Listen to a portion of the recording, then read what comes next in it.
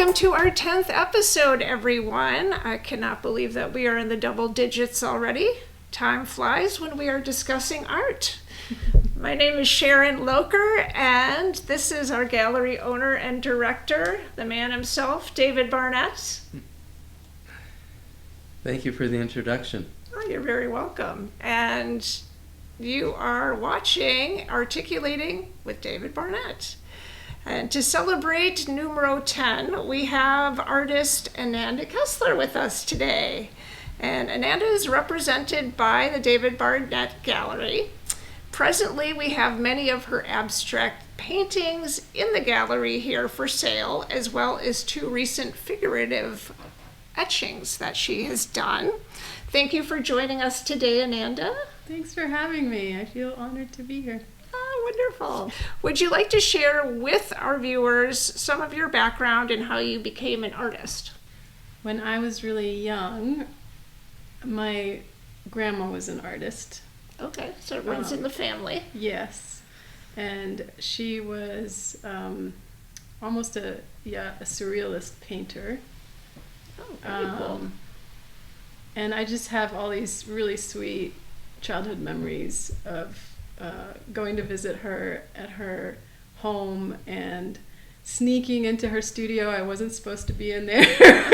And just enjoying looking at her art and just surrounded by these luscious oil paints and the smell of turpentine and just being mesmerized by this like magical world that she got to play in. So I decided pretty young that I needed to be an artist when I grew up.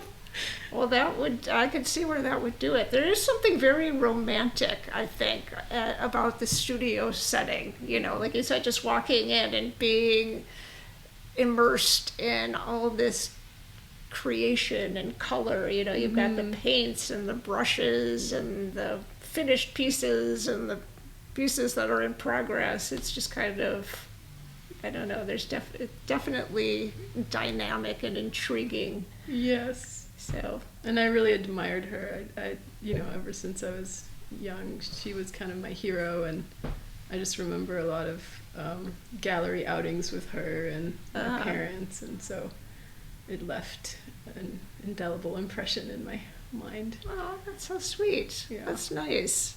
I guess my next question would be for the both of you, and that is, how did the two of you meet, and how did Ananda become involved with the gallery?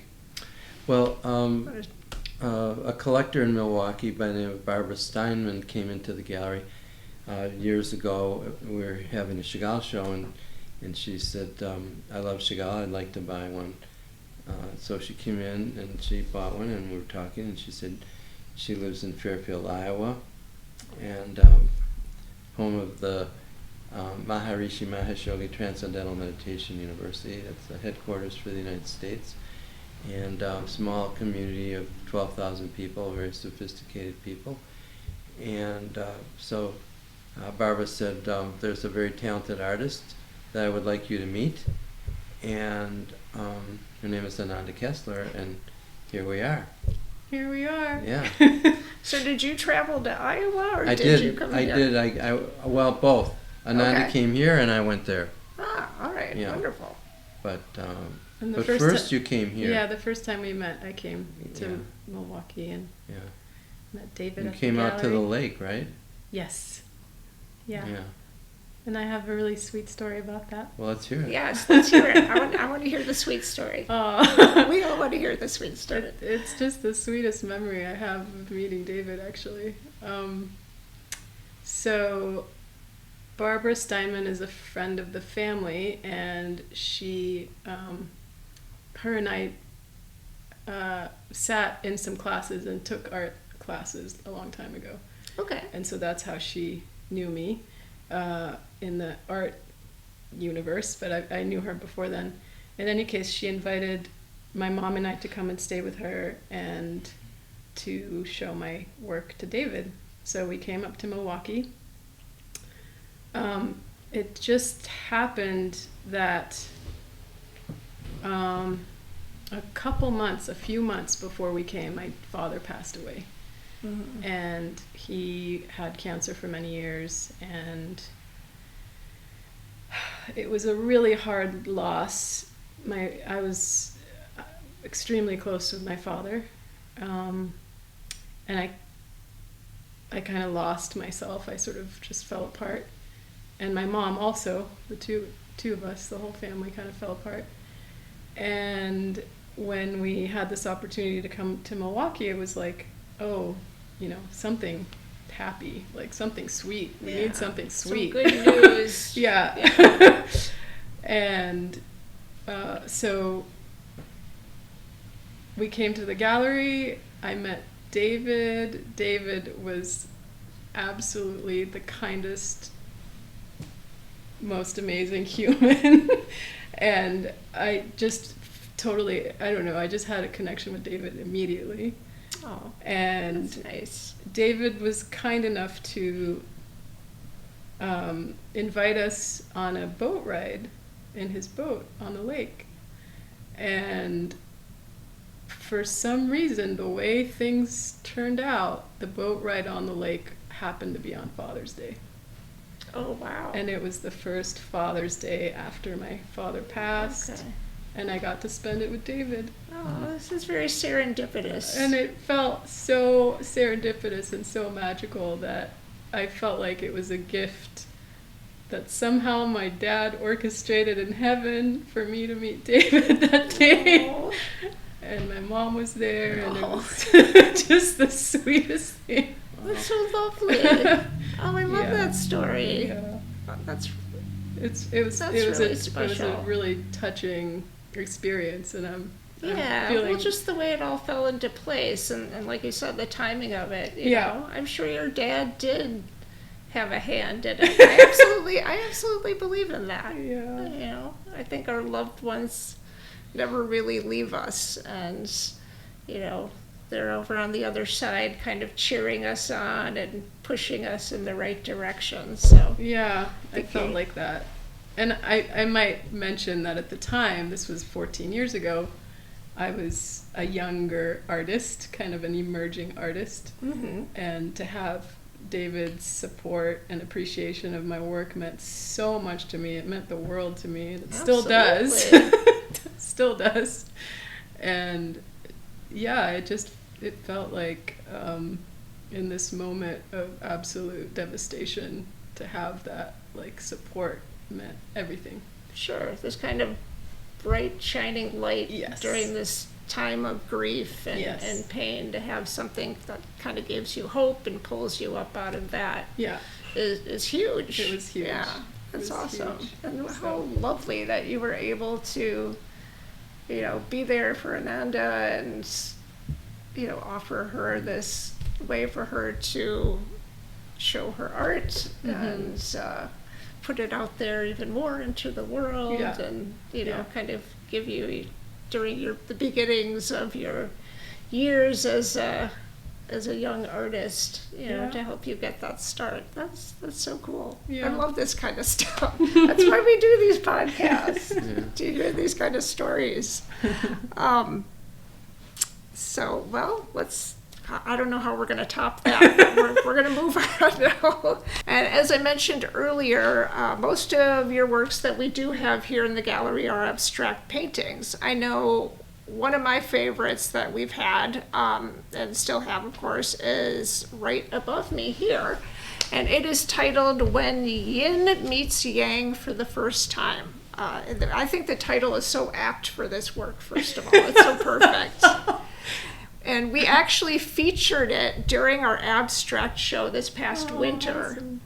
And one of the things we did is we asked visitors to share their interpretations of the painting. So we had like little note cards and a pen, and they could just, write down, what they thought the painting meant or what it meant to them. And then they left it, so we had them here for all of us to read. And I think, that we just kind of, I don't know what we ended up doing, if we shared them in the newsletter, kind of what happened after that. But it was just kind of a fun way to get the public, involved and kind of discussing the artwork in general, making them a little more immersive in the whole experience. But I know, if I remember correctly, there were a lot of people seem to imagine it as this kind of stormy night, or, the clouds kind of descending before or after a storm. Well, there were other people like myself that kind of inferred a deeper meaning to the painting. And I know personally, I've kind of always read it as the title says, yin and yang in that moment right before they unite and become one entity, while continuing at the same time to retain their own separate identities. And as most of us know, the yin and yang symbols are about balance and harmony. So these are kind of these two sides coming together to maintain that balance. And that's kind of how I interpreted it. But now that we have you here, I was wondering what you strove to convey with this piece. Well, the story about the yin and yang is, I actually wrote a poem that had the same name. Okay. And it was all about yin and yang representing the masculine and feminine energies. Sure. And how it was almost like before men and women existed, there were the masculine and feminine energies, like at the big bang, like at the beginning, okay. the beginning of creation in a way. And it was sort of like, almost like the story of Adam and Eve, but from that kind of Buddhist, viewpoint of like the energies meeting for the first time. Okay. So very they're sort cool. of swirling in space. Yeah, they're not quite yet coming together. They're just like, oh, hey, here you are. Oh, there you are. Yeah. I love that. It was a playful poem. That's great. I've always wondered what your intent was behind it, so I love knowing that. Another piece we have in the collection is Title Controversy, which is a much smaller work of yours. And that one is rendered in a more kind of abstract, expressionist style and relying on earthier tones. I personally love the gestural brushwork in that painting. Is there anything you would want to share about that piece? I find the title itself intriguing. There's more. Okay, the title Controversy. Like, I need to know the story behind that. Well, the story behind the title was that it was a painting that I brought with me on my first meeting with David back in 2014. Okay. I brought several pieces, and we had a sort of conversation about what it should be called, because a lot of my paintings weren't titled at that point. They were just paintings. Okay. And we had some ideas coming forward, and he had different ideas, and I had different ideas, and we couldn't agree or decide, so that was the title Controversy. Do you remember this? I just remember that we were having a lot of fun titling everything. Yeah. We laughed a lot. It was part of the magical moment of meeting David. I had no idea. Okay, so that's cool. I picked one of the works that kind of go back to the beginning. It was. You guys meeting again. It was back to the beginning. Awesome. We do have 3 of your newer paintings here today that you brought in that will also be available for sale. And one of them that I personally love, it's one of my favorites, is titled The Elusive One. I love the color palette of it, the richness of the green and blues.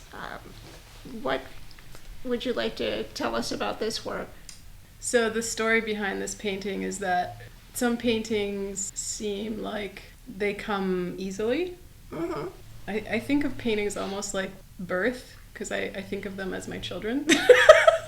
That makes sense. And that makes sense to me. It's almost like they come from a different place and they show up in this realm, and some of the births are easier and some of them are really hard. And the process of birthing this one was quite challenging for me, and it kept arriving at these places in the process that I was quite unhappy with, and were unacceptable to me. Okay.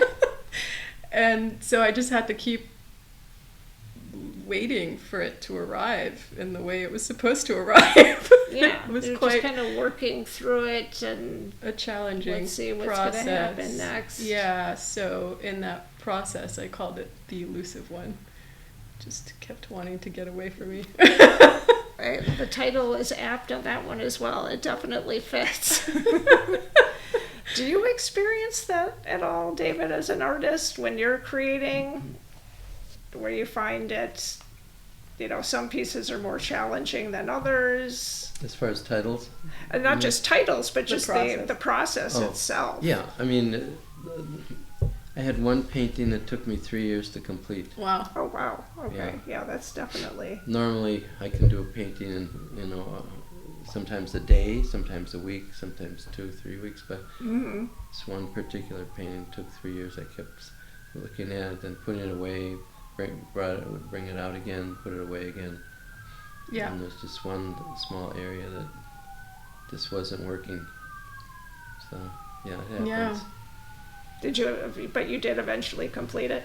Eventually, I did. And Okay. and eventually, someone actually bought it. Oh, that's even better. Yeah. Dedication and success. And sold. Another piece we have here is titled A Prelude Stirring. And as we were discussing before the podcast, I am so drawn to the look of the acrylics, the way they stain the canvas. Again, reminds me of kind of a little bit of Helen Frankenthaler mixed with a little bit of Paul Jenkins, but then given the Ananda Kesler twist and brought to a whole new level. So what was this process like creating this one? Because this does seem to be very different from the other pieces of yours that we've discussed. Yeah, and I actually think that one was a shorter process in the sense that it has a lot of movement in it. And in order to retain the movement, it has to flow. There has to be a kind of almost like a dance that happens, like something that it happens and then it's complete. Sure. Like in a short amount of time. Okay. Yeah. I understand that. I love the way my eye is drawn all around the canvas. And I mean, just looking at it now as compared to earlier, I'm just finding all these new elements within it that I didn't recognize or didn't quite discover before. So I just love that side of it. I just feel like this is a piece I could look at again and again, and I'm always going to find something new and different about it each time. I love that. Yeah. Thank you. It's cool. Oh, you're very welcome. Well, your comments, it makes me think of Matisse's the dance of life. Yeah. The movement. The movement. Yeah. For sure. Yeah. It's like a gestural thing, right? You almost like have to move your arm to like make the. Yeah, it is. I think with the abstract painting, it's interesting there seems to be more movement of just the entire body. Yes. Than, people think, painting, it's all about the hand, it's about the fingers. Yeah. But I think when it comes to abstract, you're really using much more than that. Yeah, I think that's well said. Yeah, and it comes across, in the overall painting itself. Our last one here, and this was the one David chose, is the structuring of space.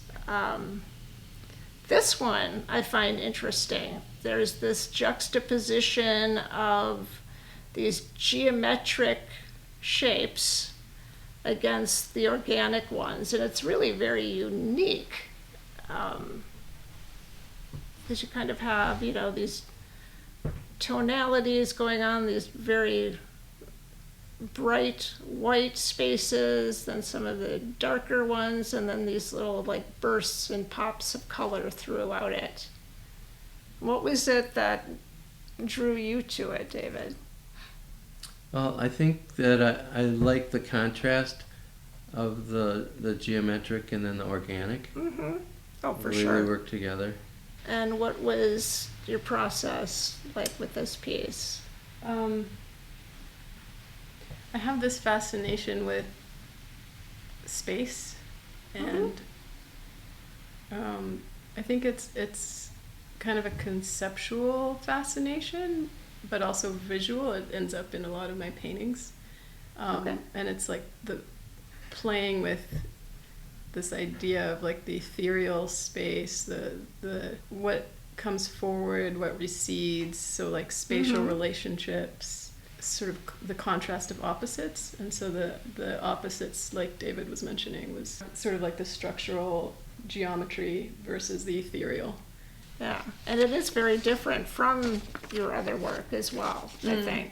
I like the patterning too. You know, it's not just a few geometric shapes, it's like several kind of adhered together, creating within itself a whole nother organic shape. It's, if that makes sense. Yeah. So Yeah. one of the things that I always talk about when people come in and they're looking at your work, I tell them about you and that where you're from and your meditation and everything, and to me that's an important part of the reality of your work. Yeah. Oh, Do you want to talk sure. about that a little My bit? background. Yeah, it's true. Grew up with parents who were very spiritually minded, and they were practicing transcendental meditation before I was born. So when I arrived on the planet, like I kind of slid into a very spiritual household and learned to meditate in a really young age. I think I learned when I was 10 and was practicing meditation, for several decades now. And I think that experience of the inner world, the inner realms, really comes out in my paintings and these kind of like abstracted ethereal spaces. That makes sense to me. Yeah. I could see. I mean, obviously, I think any artist is influenced by their surroundings, their background, what you've grown up with, what has been a part of your life. And so for your experience, which is fairly unique, I mean, most of us are not raised in households where we do learn meditation from a very young age. I know, like for myself, I didn't get into meditation until I was in my 20s, and it was really just kind of out of my own curiosity. But for you, having grown up with it and been practicing it for so many years, Right. it's kind of become ingrained within you. So for that to kind of come out and into your work, that makes total sense to me. Yeah. Yeah, that's very cool. Knowing that, it just kind of adds another dimension and element to your overall style and For sure. Do we talk about the tiger? oh yes, the tiger Meditating story. in The in a cage famous with a tiger tiger? story. Yeah, your version is the meditating and the meditating part.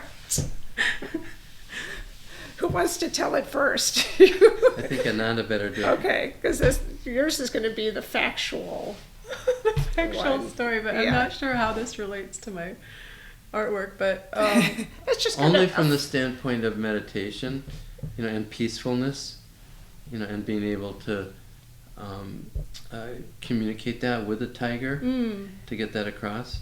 The same way that when people view your work and when I view it, there's a meditative quality about it. Sweet. Oh, that's interesting. I hadn't thought about that. I was just thinking, just being able to get into a space where you're willing to get into a cage with a tiger would just take a certain amount of peace and kind of tranquility. Okay, like for me, I'd kind of be a bit of a nervous wreck, but it seems like you just were like, okay, I'm going to do this, and we're going to see how it goes. And obviously you're here, so it went well. It went well. Yeah, I had a little crush on this tiger. Yeah, so did this this tiger have a name? Pooh. Pooh. Ah. Pooh is my love. Yeah, it was a beautiful tiger. Oh my gosh. It was such an amazing experience. Was it a Bengal tiger? Probably. Yeah. Oh. So majestic and sort of powerful, and at the same time, like, really calm, and seemed very relaxed, and I was just hanging out, petting the tiger like it was a cat. Wow. I can't even comprehend that. I mean, I'm in awe of animals, you know. I especially a wild animal like that, I think it would be incredible, but I'm not sure if I would want to get that up close to personal. So you're pretty brave. It was yeah, one of my adventurous moments in life. I've had many adventurous moments. Adventurous moments are what make life worth That's living, right. in my opinion. We need more of them. Yeah, at one point the tiger kind of rolled over on her back and just like showed me her tummy, and I was just like rubbing her tummy like a That's kitten. a very kind of vulnerable It was like so gesture. relaxed. It was just like playing and letting me like rub her belly. Yeah, it was amazing. That's incredible. Amazing experience. Wow. Did you know about that? No. That's incredible. Wow. Okay. Well, on that note, I would just like to remind everyone that all of these artworks and others by Ananda are available for sale here at the gallery and on our website. Thank you so much for joining us today and for sharing your insights, your inspirations with us. I think anytime we're able to hear directly from the artist, it is so important because it kind of gives us this peek behind the curtain. You know, we get to hear a little bit about your creative process. It just adds, like we were saying before, an entirely new dimension to your work. So thank you, everyone, for watching. Goodbye, and Thanks David. for listening, and we look forward to seeing you in the gallery soon. All right. Bye, everybody. Bye. Thank you.